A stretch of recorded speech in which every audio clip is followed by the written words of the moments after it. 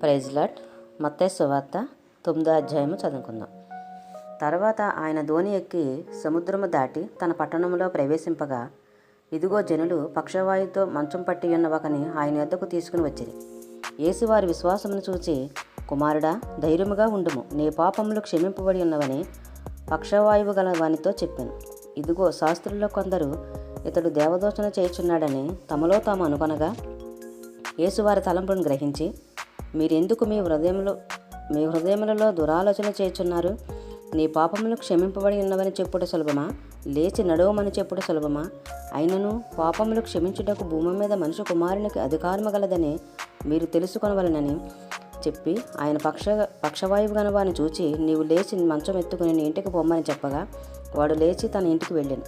జనులు అది చూసి భయపడి మనుషులకిట్టి అధికారం ఇచ్చిన దేవుని మహింపరిచిరి. యేసు అక్కడి నుండి వెళ్ళుచు సుంకపు మెట్టు వద్ద కూర్చుండి ఉన్న మత్తయ్య అను ఒక మనిషిని చూచి, నన్ను వెంబడించమని అతనితో చెప్పగా, అతడు లేచి ఆయనను వెంబడించాను.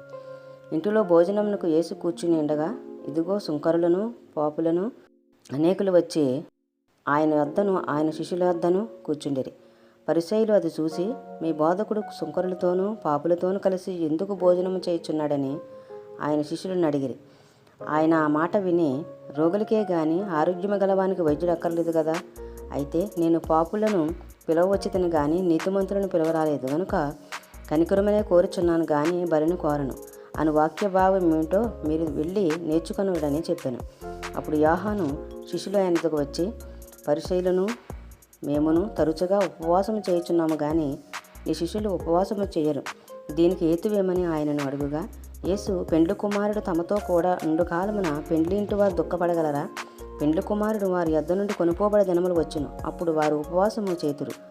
ఎవడను పాత బట్టకు క్రొత్త బట్ట మాసిక వేయడు. యేసుని ఎడల ఆ మాసిక బట్టను వెలితిపరిచిను, సినుగు మరి ఎక్కువగును. మరియు పాత తిత్తులలో క్రొత్త ద్రాక్షరసం పోయారు. పోసిన ఎడల తిత్తులు పిగిలి ద్రాక్షరసం కారిపోవును, తిత్తులు పాడగును. అయితే కొత్త ద్రాక్షరసము కొత్త తిత్తులలో పోయిదురు, అప్పుడు ఆ రెండును చెడిపోక నిండునని చెప్పాను. ఆయన ఈ మాటలు వారితో చెప్పుచుండగా, ఇదిగో ఒక అధికారి వచ్చి ఆయనకు మొక్కి, నా కుమార్తె ఇప్పుడే చనిపోయినది, అయినను నీ వచ్చి నీ చెయ్యి ఆమె మీద ఉంచుము, ఆమె బ్రతుకునెను. యేసు లేచి అతని వెంట వెళ్ళెను. ఆయన శిష్యులు కూడా వెళ్ళిరి. ఆ సమయమున ఇదిగో 12 సంవత్సరముల నుండి రక్తస్రావ రోగము గల ఒక స్త్రీ, నేను ఆయన పై వస్త్రం మాత్రం ముట్టితే బాగుపడుదునని తనలో తాను అనుకొని ఆయన వెనుకకు వచ్చి ఆయన వస్త్రపు చెంగు ముట్టాను. యేసు వెనుకకు తిరిగి ఆమెను చూచి, కుమారి, ధైర్యముగా ఉండుము, నీ విశ్వాసము నిన్ను బాగుపరిచినని చెప్పగా, ఆ గడియ నుండి ఆ స్త్రీ బాగుపడింది. అంతలో యేసు అధికారి ఇంటికి వచ్చి, పిల్లన గ్రోవులు వాయించు వారిని గొల్లు చేయుచుండు ఆ జనసమూహమును చూచి, స్థలమయుడి, ఈ చిన్నది నిద్రించుచున్నదే గాని చనిపోలేదని వారితో చెప్పగా, వారు ఆయనను అపహసించిరి. జనసమూహమును పంపివేసి ఆయన లోపలికి వెళ్ళి ఆమె చెయ్యి పట్టుకొనగానే ఆ చిన్నది లేచెను. ఈ సమాచారము ఆ దేశమంతటను వ్యాపించెను.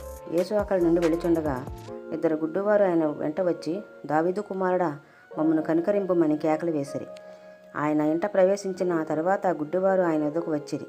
యేసు, నేను ఇది చేయగలనని మీరు నమ్ముచున్నారా అని వారిని అడగగా, వారు నమ్ముచున్నాము ప్రభువా అని ఆయనతో చెప్పిరి. అప్పుడు ఆయన వారి కన్నులు ముట్టి, మీ నమ్మిక చొప్పున మీకు కలుగునుగా కానీ చెప్పినంతలో వారి కన్నులు తెరవబడాను. అప్పుడు యేసు, ఇది ఎవరికీ తెలియకుండా చూచుకొనుడని వారికి ఖండితముగా ఆజ్ఞాపించాను. ఆయనను వారు వెళ్ళి ఆ దేశమంతటా ఆయన కీర్తి ప్రచురము చేసిరి. యేసును ఆయన శిష్యులను వెళుచుండగా కొందరు దెయ్యములు పట్టిన ఒక మగవాని ఆయన వద్దకు తీసుకుని వచ్చిరి. దెయ్యం వెళ్ళగొట్టబడిన తర్వాత ఆ మగవాడు మాటలాడగా జనసమూహములు ఆశ్చర్యపడి, ఇశ్రాయేలులో ఇలాగ ఎన్నడూనూ కనబడలేదని చెప్పుకొనిరి.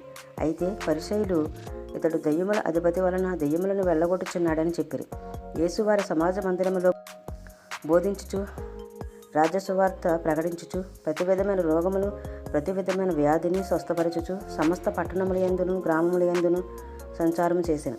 ఆయన జనసమూహమును చూసి, వారు కాపరలేని గొర్రెల వలె ఇసికి చెదిరి ఉన్నందున వారి మీద కనికరపడి, కోత విస్తారమే గాని పనివారు కొద్దిగా ఉన్నారు గనుక తన కోతకు పనివారిని పంపమని కోత యజమానిని వేడుకొనుడని తన శిష్యులతో చెప్పాను. ఈ వాక్యము దేవుడు బహుగా దీవించి ఆశ్రయించునుగాక. ఆమేన్.